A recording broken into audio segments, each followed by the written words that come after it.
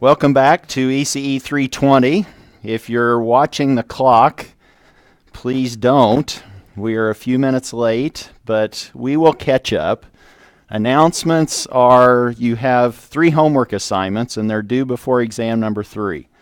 But your one that you're probably focused on is the one that you have today, and that's homework number 6.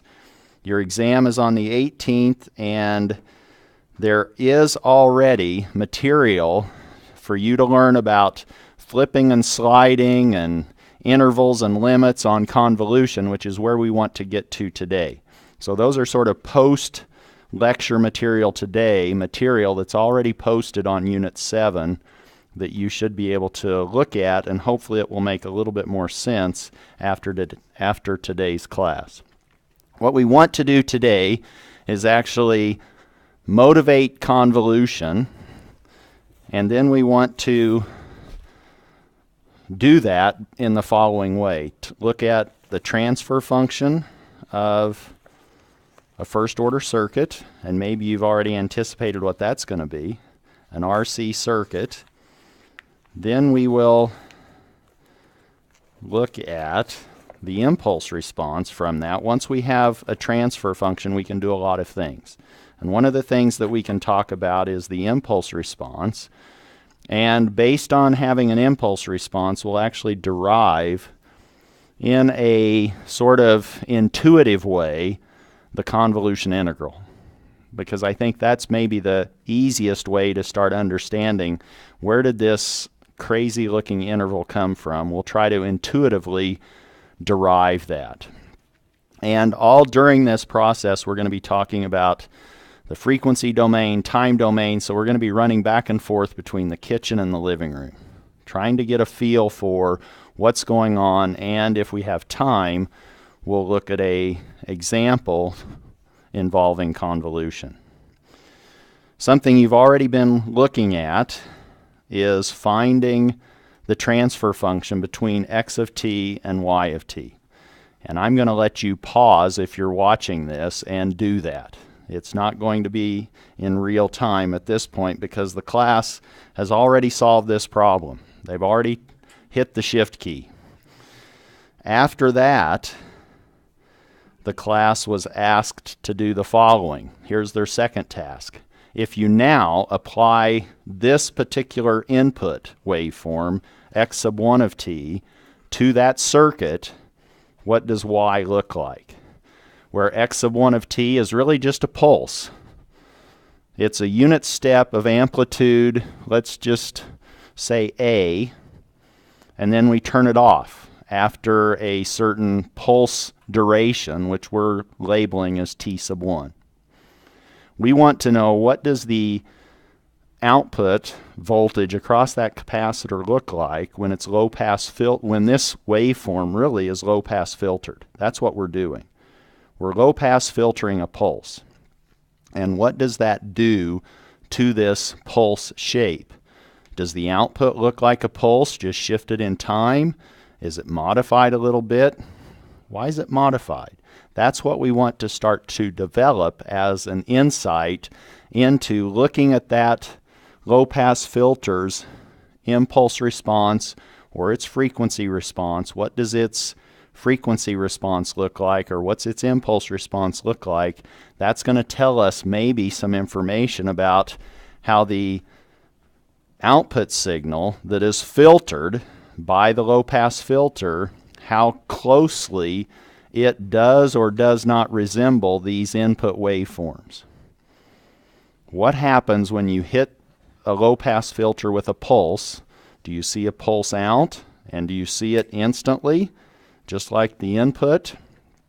Or what if that pulse is now smoothed a little bit? Now we've taken off the rough edges. It's no longer square. It's now what you could consider a sine wave. And if it is a sine wave, can you now tell me the frequency of that first piece or first half of that sine wave based on the way that that graph or that waveform has been labeled. Any plans on that? Can you find omega given this information if you believe that that's a pure sine wave? You can, can't you? Because what are you told here? You're told half of the period, are you not?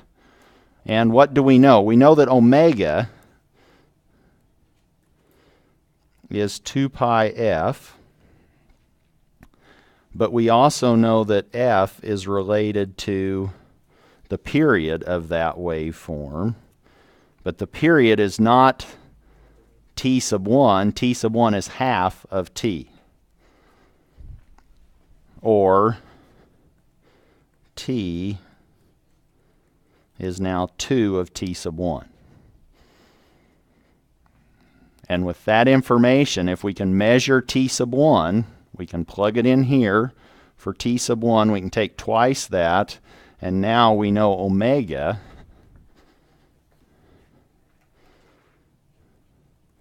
is 2 pi over t, capital T, and capital T is 2t. I'm sorry, 2t sub 1. The 2's cancel, and we're left with pi over t sub 1 would give us our frequency omega of that half pulse of a sine wave. So if somebody gave you that waveform and they actually labeled capital T sub 1, you could tell them what the frequency was. And now it might be of interest to compare this frequency omega to the frequency of our low-pass filter when we start analyzing that low-pass filter. Is it within, and low-pass means what? The low frequencies are passed. We favor the low frequencies. That's what it means by a low pass. A high pass, we pass the high frequencies. We favor the high frequencies. A band pass, we favor a band of frequencies. We pass a band of frequencies. A band reject or a band stop. Now we're saying, oh, you want to not pass that certain band of frequencies. Question? So a band, I'm meaning, well, if you had a rubber band, no, that's not really what I'm meaning there, but now we're saying an interval of frequencies. A band is now an interval of frequencies. So if you have a band pass, somebody might want to give you the center of that band and also the width of that band. Your band pass filter might be centered at 100 radians per second, and maybe it's 20 radians per second wide in terms of the characteristics of that band pass filter. Let's now quickly go through the shift key, deriving the transfer function of that low-pass filter. You've already told me that it looks something like the following.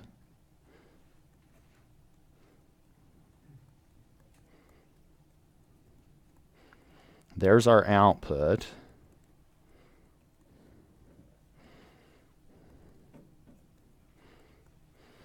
And there are the impedances, and we haven't worried about the initial condition on that capacitor because we're just worried about the dynamics of that filter. We don't worry about the complete response or the response of that filter, which is what we might be interested in if we wanted the initial conditions or keep track of those. Here we're just interested in that filter's dynamics. And we could think of this, if this looks scary, you can say, well, I can redo that. I can actually say that that's like a Z1 impedance and a Z sub 2 impedance.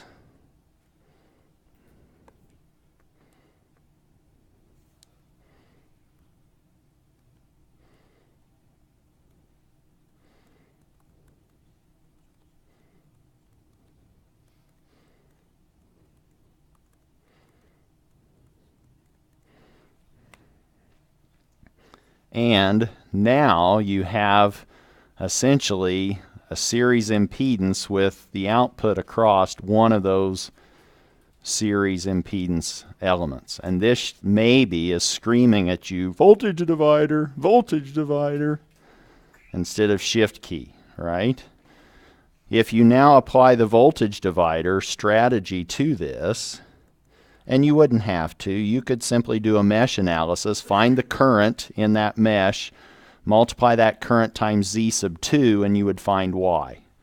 And that's basically the voltage divider. That's what you're doing with the voltage divider. You're just eliminating some steps by directly saying, let's go ahead and just apply the voltage divider strategy, which would then say Y of S is a part of the total voltage. The total voltage is X, and we're dividing that out into two parts. And one part is what Y of S is measuring, and that's Z sub 2. And the total voltage is applied across that series combination, Z1 and Z2. This now is how we could use the voltage divider, and in fact, what's in this square bracketed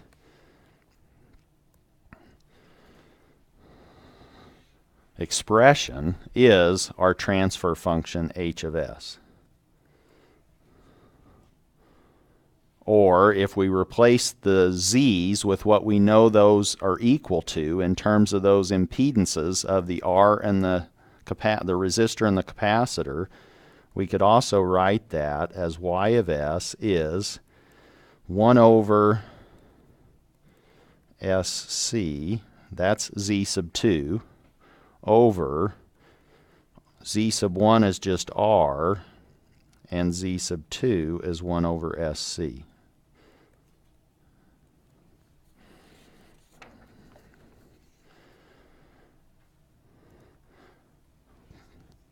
Conventionally, we don't like to have fractions of fractions. We like to clear the fractions in the numerator and the denominator, and in this particular example, that's pretty straightforward because the denominator right now in the numerator is SC. One of the denominators is 1 in the denominator, and the other one is SC. Let's put everything over SC in the denominator. That means the R is going to be SRC in the numerator.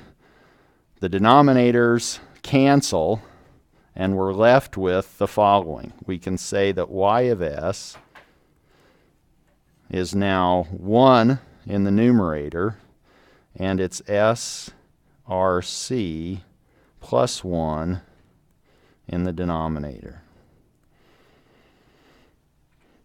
I simply put the denominator over a common denominator and canceled the denominator in the numerator and denominator, which was SC. That's now the transfer function of the low-pass filter.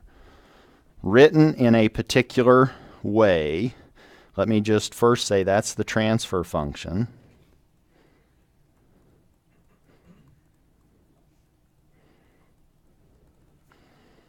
Capital H of S is 1 over S RC plus 1. And this particular way of writing it, where I've actually normalized the constant coefficient in my factors to be 1, I'm going to call that the time constant form of the numerator. Doesn't have any s's, so I don't need to worry about how I write that, but the denominator is linear. It has a single s to the 1 power or term in it. This is now what I will call time constant form. And in fact, this little piece, tau equaling RC, is our time constant. S tau plus 1 is our time constant form representation. Tau equaling RC is our time constant.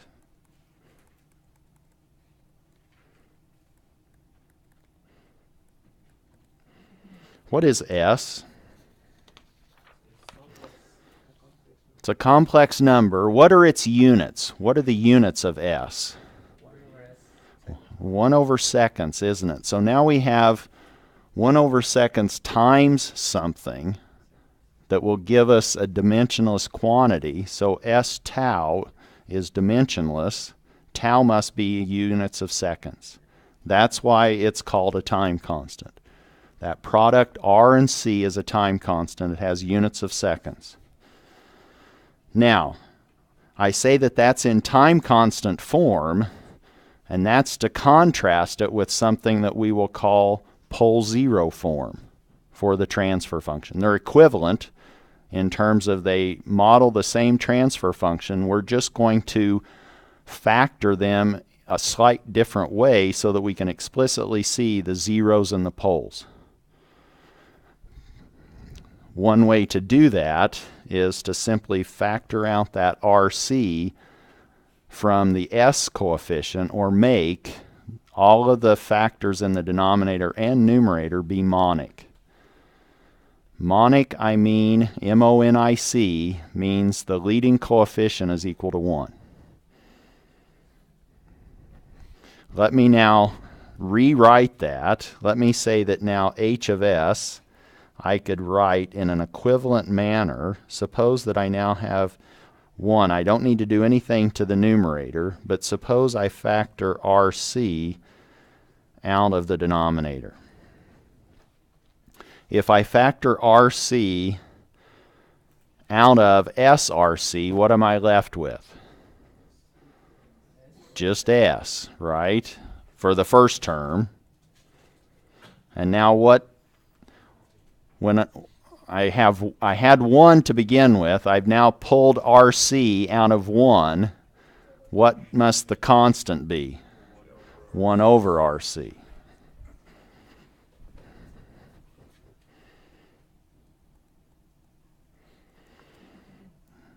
That shouldn't surprise anyone, just factoring out a coefficient or a constant from the S term. And now I can move that RC essentially upstairs into the numerator. I can say, oh, I really have 1 over RC scaling H of S, or as a scaling factor. Let me just put all of that into the numerator. Or I could divide top and bottom by 1 over RC divided by 1 over RC. And that gives me 1 over RC in the numerator. Meaning, I'm now going to write this as 1 over RC over S plus 1 over RC. And now, because of the way that factor has been written, this transfer function, it's the same transfer function, but now we're writing it in pole zero form. Now you can see exactly where that pole is. You just set that factor S plus 1 over RC equal to 0 and solve for S, and you say, oh, the value of S that causes that to vanish, that's easy. It's minus 1 over RC. That's where my pole is. This is now what we call pole zero form.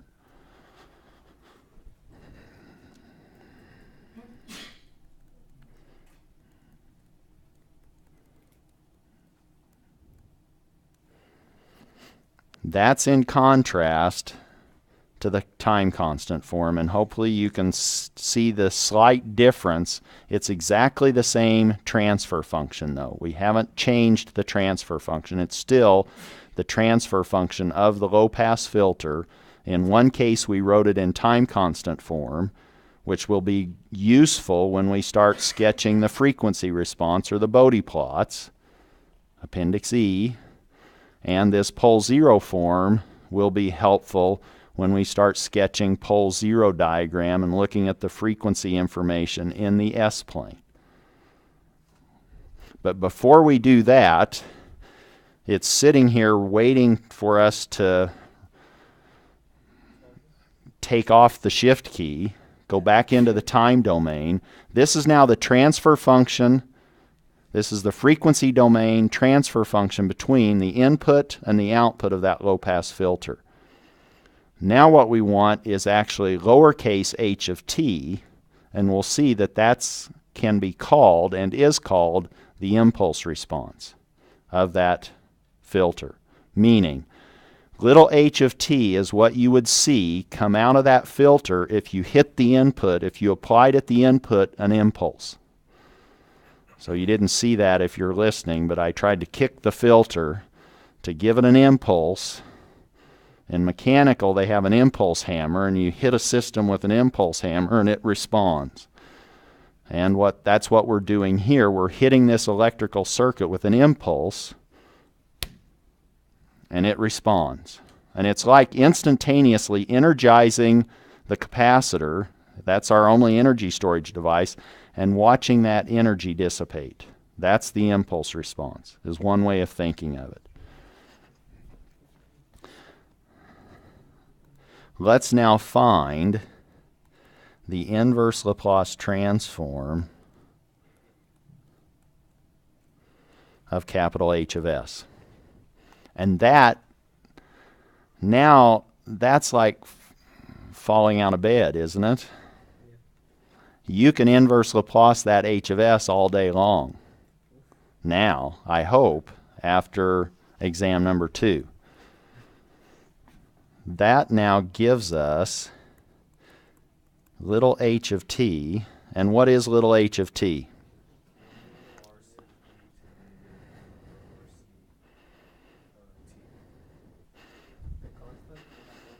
I'm assuming everyone heard that and understood it, right?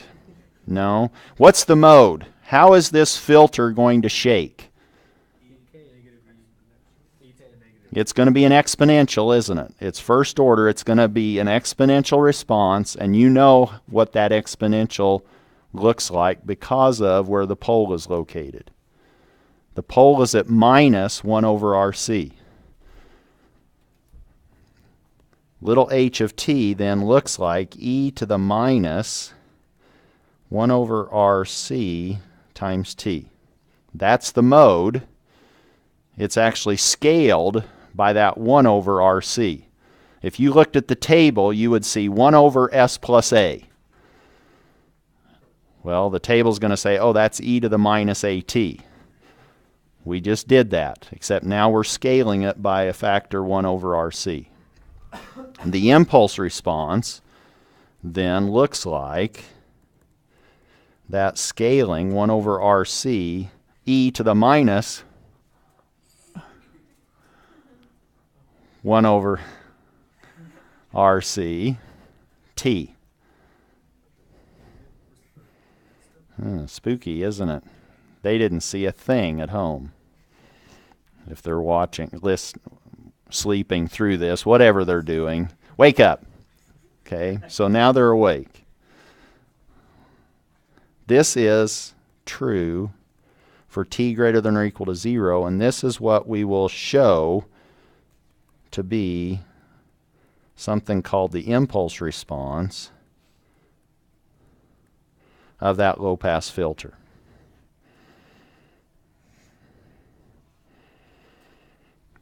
So h of t, the impulse response, is 1 over RC e to the minus 1 over RCT.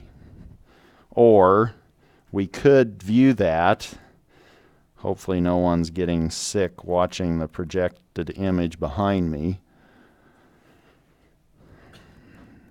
It has a tendency to go off and on. 1 over RC e to the minus t over tau, where tau, the time constant, is RC.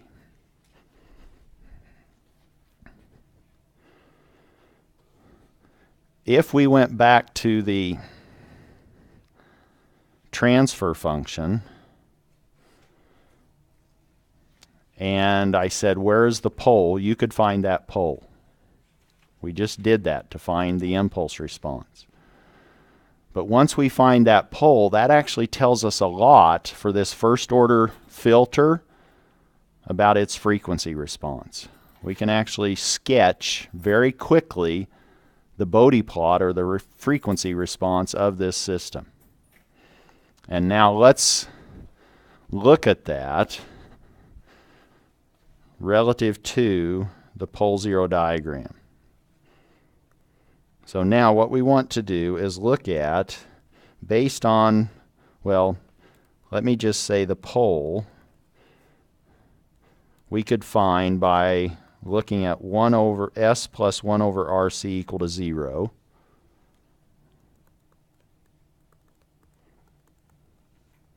The pole is at S equal to minus 1 over RC. Or you could have looked at the value of S that caused the denominator in the time constant form to vanish. Is that bothering you? Do we want me to just turn off the north projector?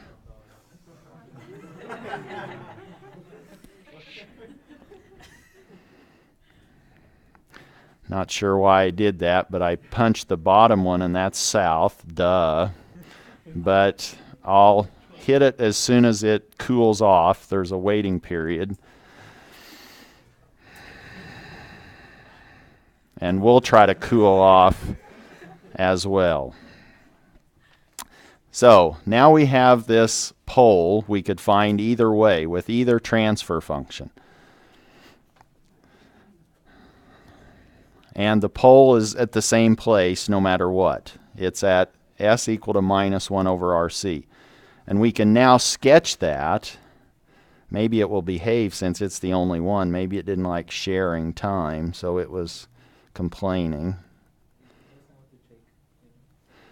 I can't be so lucky. So here's our S-plane, where S, you've told me, is a complex number. And now what do we want to do? Now we want to sprinkle on this S-plane our poles and zeros, wherever they live on the complex S-plane. And we just found a pole.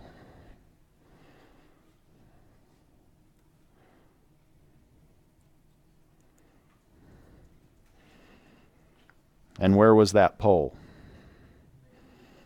It was at minus 1 over RC.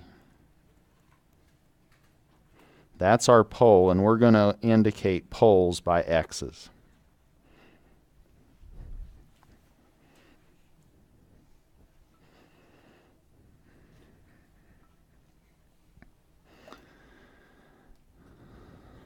Now, what we want to do is walk underneath the circus tent. To find the frequency response, we want to look at or examine H of S when S is equal to j omega. That will be providing information about how that system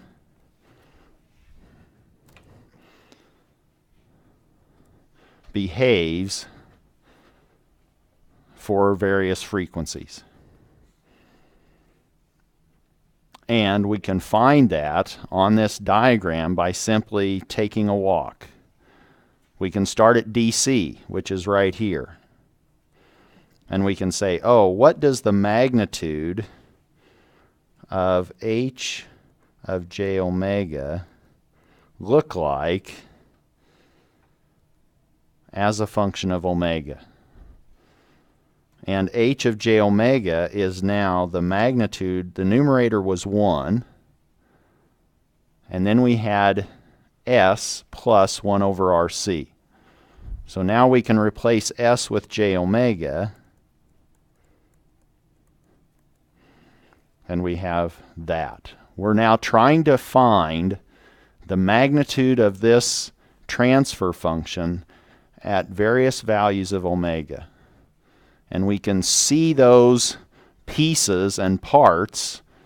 There's not very many. There's a numerator piece that's 1. That's a constant as a function of omega. The denominator does vary as a function of omega. we can see how it will behave at DC. We're really looking at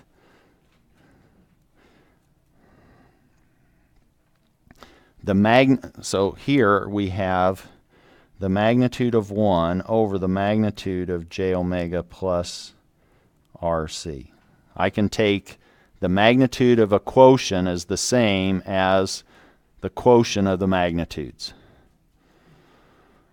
Now I want to look at the magnitude of the denominator as omega varies.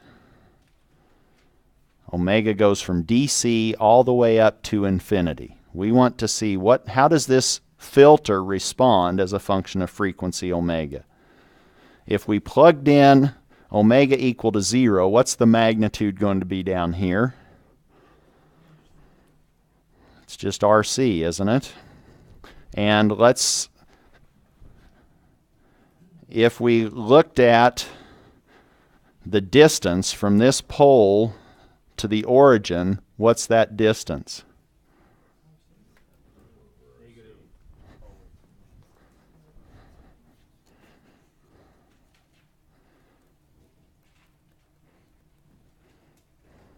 Oh.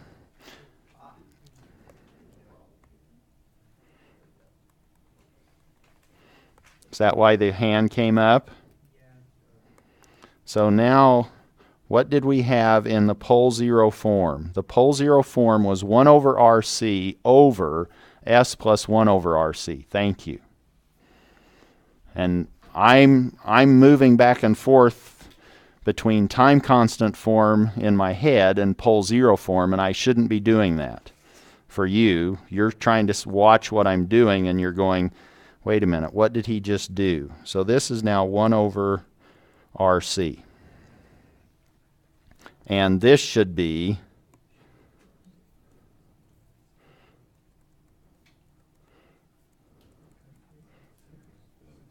one over RC. Now are we better?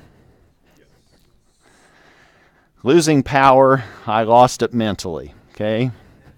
This room lost power, I lost power apparently. So, this now looks a little bit better, I hope. If we evaluate that at DC, we plug in omega equal to 0, and we see in the denominator we have the magnitude of 1 over RC. And where is that magnitude on our plot? On our pole 0 plot, that's just the distance from that pole to the origin. That's a distance of 1 over RC. That's the magnitude. What if we wanted to look at the magnitude of h of j omega 1? Then we would have the numerator is still just 1 over RC. But the denominator now is j omega 1 plus 1 over RC. And we want to know what's the magnitude of that. Well, you need to tell me what omega 1 is. If I give you omega 1 and I say, oh, omega 1 is right here. Here's j omega 1. What's the magnitude of 1 over RC plus j omega 1? Yes, you're seeing Pythagoras, aren't you? This is now you're saying, oh, you want the hypotenuse of a right triangle that has a real part of 1 over RC and an imaginary part length of omega 1. So we just need to know, oh, I need to say how far am I from that pole location up to j omega 1. I just need to know that hypotenuse distance. If I now said, well, what is it at omega 2? And omega 2 is maybe right here. Do you see how the magnitude of that denominator piece is growing? It's getting bigger because that hypotenuse is growing. Well, what we're going to see or do in our frequency response analysis for straight line approximations, we're going to basically say, you know what? I'm going to assume that the imaginary component isn't all that critical until it gets to the same value as my real piece, or when omega becomes equal to 1 over RC. Then I'm going to have a real component that's the same as the imaginary component, and that's when I'm going to say, okay, now I've gone past my sort of approximation of just saying, oh, I'm just going to approximate everything as 1 over RC until I get to that point. And you can hopefully visualize that here. If we made it up to that point, that should be an angle of 45 degrees, and this would be now J 1 over RC. What I'm suggesting is now if we were doing Appendix E, if we were doing the Bode plots, thinking about what does this low-pass filter look like as a frequency response, we might quickly draw the straight line approximation of its Bode plot.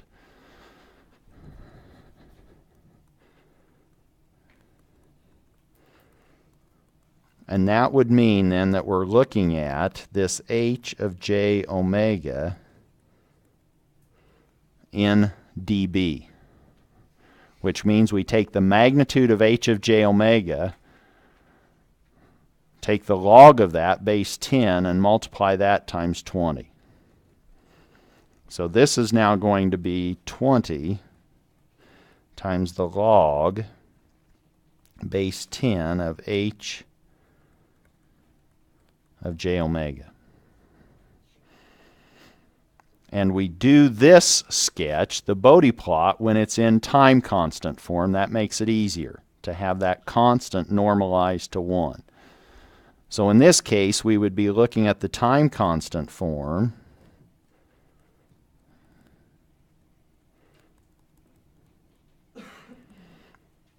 And we would be saying, oh, we want 20 log base 10 of the magnitude of 1 over j omega RC plus 1.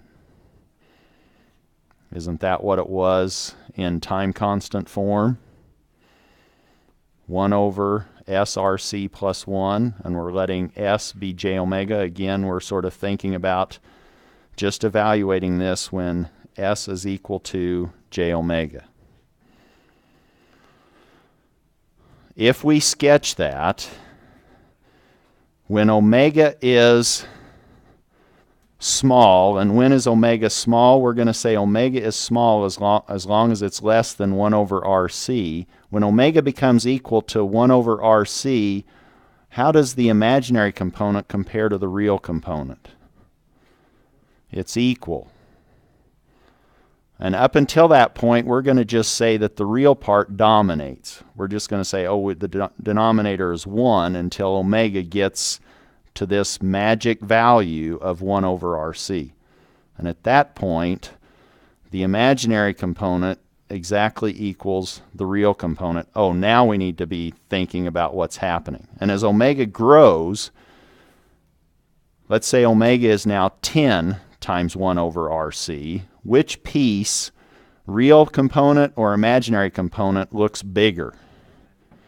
The imaginary now looks bigger.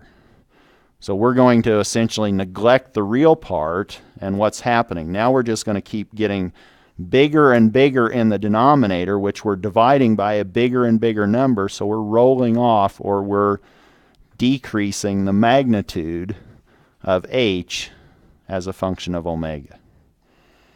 This will make more sense when we get there. Let me just sketch what I'm trying to say. Here's our frequency axis, which is really, we're going to plot log of omega so that we can get more frequencies on that horizontal length. What we said is, what's the magnitude of this filter when omega is 0 at DC? We have 1 over 1. Log of 1, 0. So in dB, the magnitude of that filter is 0. So if we have 0 dB gain, whatever we put in, we would see that same amplitude out. In absolute terms, we have a gain of 1. In dB terms, it's 0 dB. Let's say that this is now 0 dB. And we're sketching h of j omega in dB. We're saying that in the magnitude plot, we're going to be just assuming that the denominator is 1 until omega reaches that magic point when the imaginary component exactly equals the real component, and that's going to occur for a value of omega. So we would label this axis, even though it's log of omega, we would label it in terms of omega. And this omega is 1 over RC. We're saying that below that frequency, we're just going to assume that the denominator looks like 1.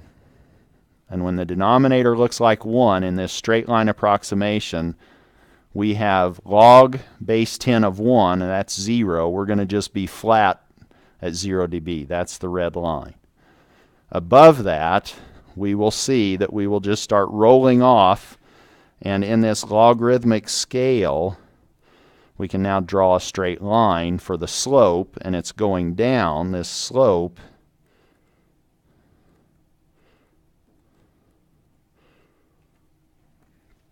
is going down at minus 20 dB per decade, where a decade is a factor of 10.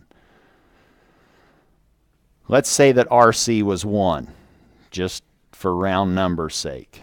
Then in this straight line approximation, if this blue tick mark on the frequency axis was 1, if we said, oh, what's the magnitude of our filter at 10, it would be minus 20 dB. If we said, what is it at 100? Oh, that's a decade bigger than 10, so that must be 20 dB lower, so it's at minus 40. We're going down at minus 20 dB per decade, where decade is a factor of 10. This is then our straight line, the red,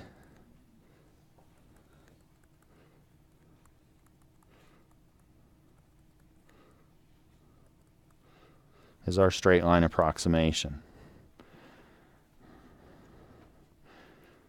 And what is this? This shows the frequency response, a straight line approximation of a low-pass filter. We pass frequencies up to the cutoff frequency, or the bandwidth of our filter, which is 1 over RC, and then we start discarding or not favoring as well frequencies beyond that, and that's how come the magnitude is rolling off. Ideally, it would be flat, and then it would just hit a cliff, wouldn't it, if we had an ideal low-pass filter. Here, it's not ideal, it's first order, and that's why we just have 20 dB per decade. If it was second order, we could have minus 40 dB per decade, and it would be a sharper slope, and we would be getting closer to ideal. If we had a third order, it would be another minus 60 dB per decade. We'll get there in the next few chapters, but this gives you maybe a sense of what's happening with a first order low-pass filter in the frequency response.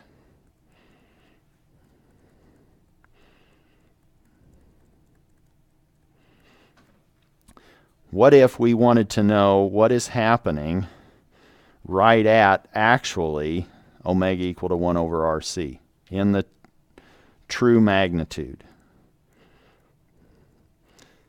When omega is 1 over RC, the denominator in the time constant form, you told me that's now j omega RC plus 1, and we want to evaluate that when omega is 1 over RC.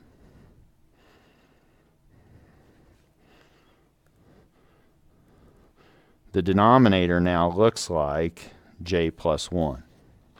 The real part and the imaginary component are the same. And what's the magnitude of j plus 1?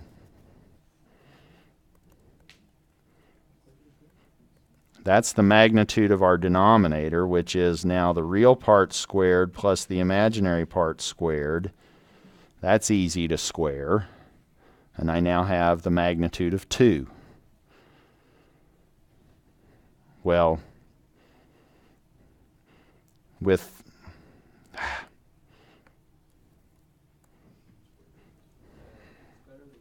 me do that. So I'm taking the magnitude of 1 plus j here, then I take the square root of the real part squared plus the imaginary part squared. Or that now says that the denominator at that cutoff frequency, or when omega is equal to 1 over RC, I have a value of the square root of 2. What does that look like in terms of dB for our filter?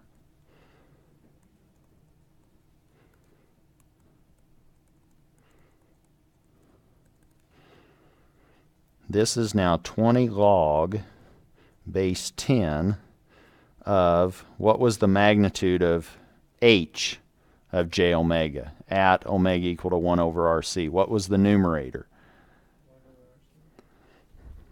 So now I'm back in time constant form. And in time constant form, I have this for my magnitude of h of j omega. What's the numerator's magnitude? 1. So now what's the magnitude of the denominator at omega equal to 1 over RC?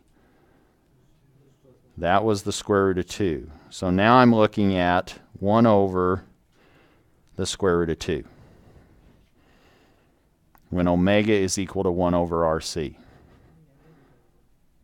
Is that true? Did I do that right?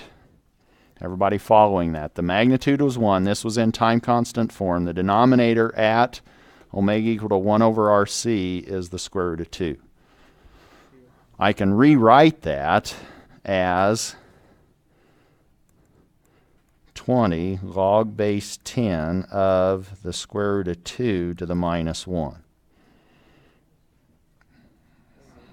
And the reason I'm doing that is because I can play with the exponent inside the argument of a logarithm. I can pull that out front.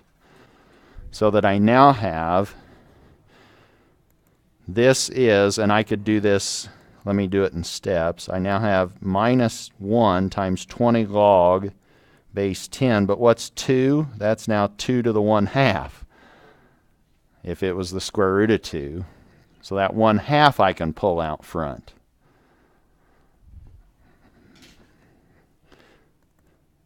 Or I now have minus 1 times 1/2 times 20 times the log base 10 of 2. Or this is now minus 10 log base 10 of 2. And everybody knows what log of 2 base 10 is.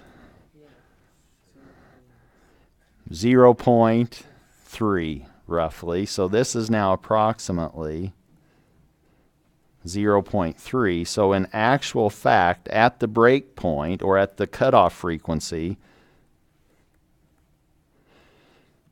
our magnitude, the actual magnitude in our filter is 3 dB down. And you've probably heard that. Oh, I'm at the minus 3 dB point. That's the break frequency.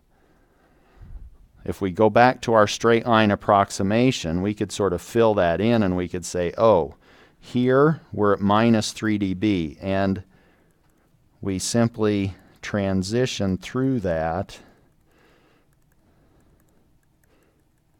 And that's now the actual Bode plot. And it doesn't look too far from the straight line. That's why we're okay with the straight line approximation. This, though, this point is minus 3 dB.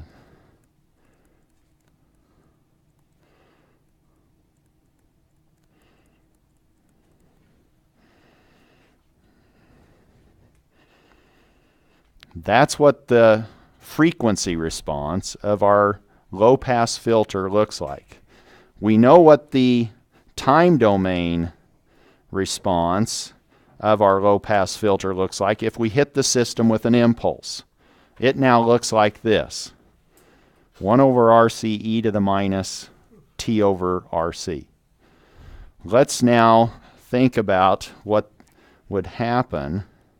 Let's go back into the whatever room we were in. We were in the frequency domain. Let's now go back to the time domain. Suppose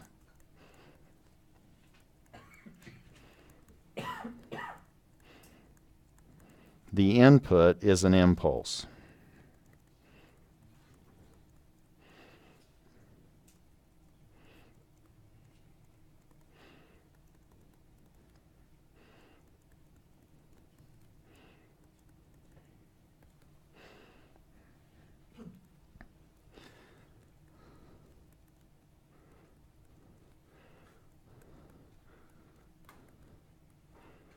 Just for kicks, can you remember what the Laplace transform of an impulse is? That's just 1, isn't it? That's pretty clean. If you look at what an impulse does, it simply pulls out the argument underneath the integrand and evaluates it where that impulse was active, and that was at 0. So we're evaluating e to the minus st at 0, and that's 1. So in the frequency domain, an impulse response looks like 1. If we applied that now to our system,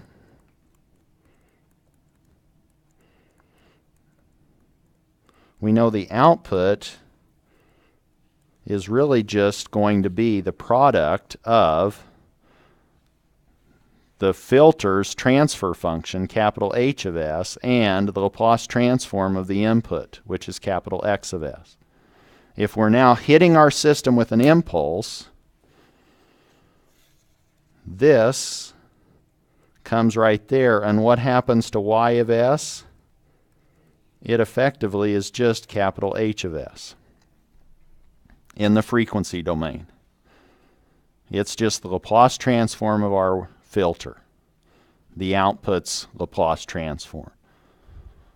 And now you can tell me what the output looks like in the time domain. Y of t is just the inverse Laplace of capital Y of s, but for an impulse input, that's equivalent to capital H of s, which is h of t. This is what we were calling before the impulse response, and hopefully now you can see why.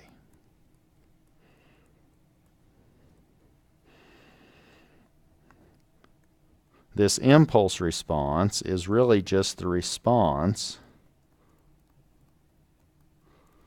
of the system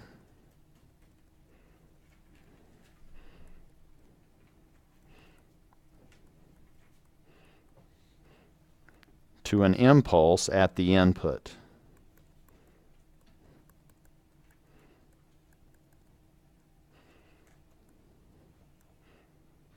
So if somebody says, oh, what's the impulse response? You would say, oh, let me apply an impulse function to the input of this system, and whatever happens at the output, that's the system's impulse response. And we can find that now by finding the transfer function of whatever system we're interested in. In this case, it was a low-pass filter. But now you give me a system and find the transfer function. Now all you have to do is inverse Laplace transform that transfer function, and you have its impulse response. That's important, because now we can start seeing how to connect a generic input, x of t, with the impulse response, h of t, to generate an output, y of t, for any little x of t.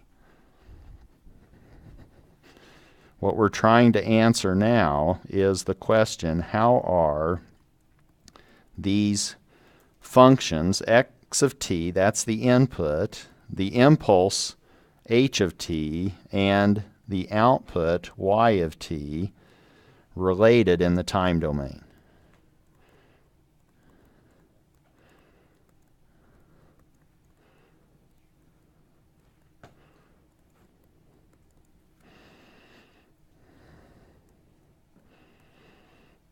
And to see how they are related is going to take us through maybe 8 o'clock tonight, but it's developing the convolution integral. That's what we want to do.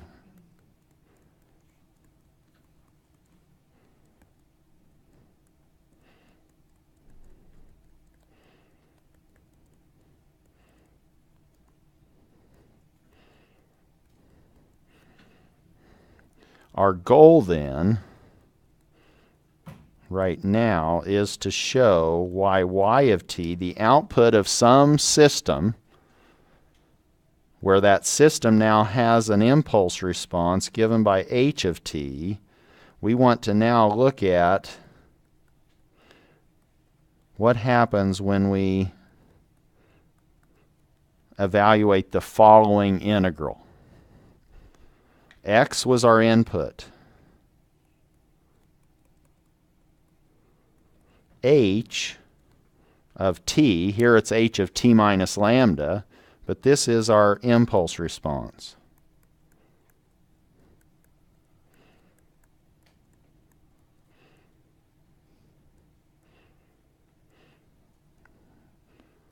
We want to show y of t is equal to this integral of h of t minus lambda, x of lambda d lambda. Or we can actually rewrite that. We can change which of these waveforms has an argument of t minus lambda. It could be either h or x. It can't be both. But we could write the convolution integral as y of t is equal to the integral of h of lambda, x of t minus lambda, d lambda. Where here is our impulse response and there is our input.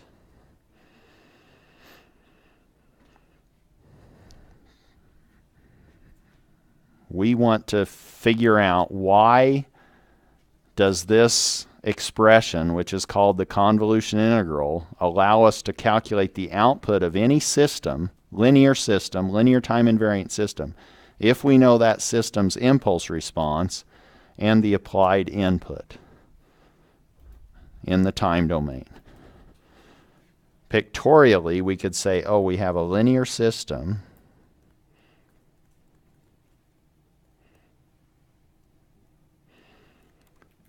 We want to know how do we obtain the output y of t if this linear system has an impulse response h of t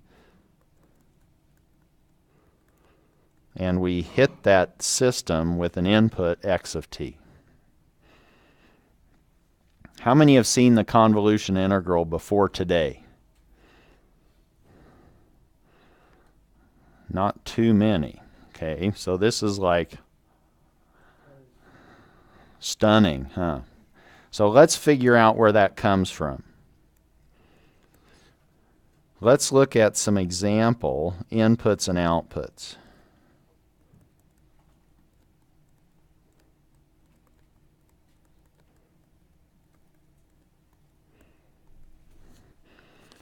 And on the left, let me say I'll be saying these are the inputs, and over here are what we will call our outputs. Suppose one input that we want to look at or examine we'll call x sub 1 of t, and suppose that is actually an input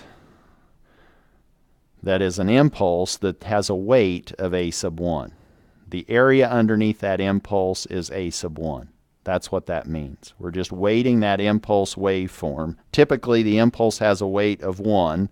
We're scaling it by capital A sub 1. Here's t. That's what we use as an input. What's going to be the output? What's y1 of t?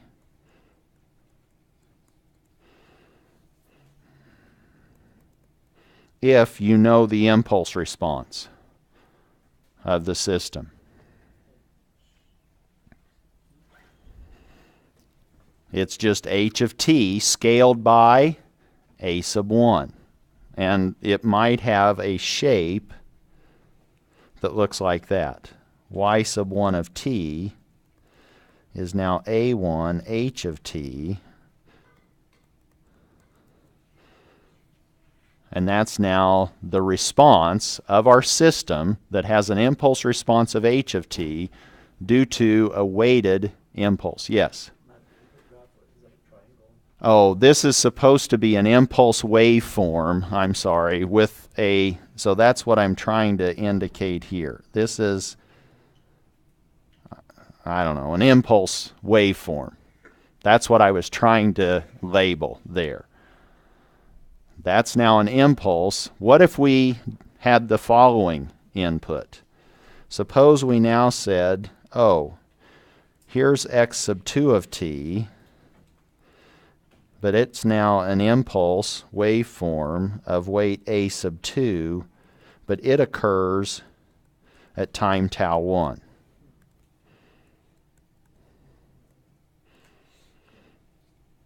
What does y sub 2 of t look like? Is it going to start at t equal to 0?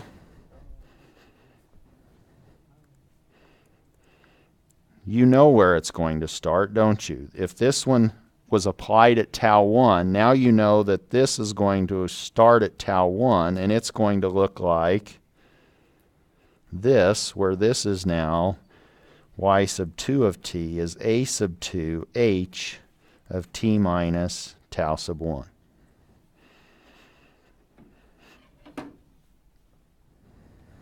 It's just going to be a scaled version of the impulse, delayed the same amount as what we delayed the input, and scaled by a sub 2. What happens if we hit it with x sub 3, which is x1 plus x2? You just have to add up y1 and y2. We'll pick up somewhere close to that next time, but what I want you to think about is what happens when you apply impulse waveforms to a system and you have the impulse response of that system.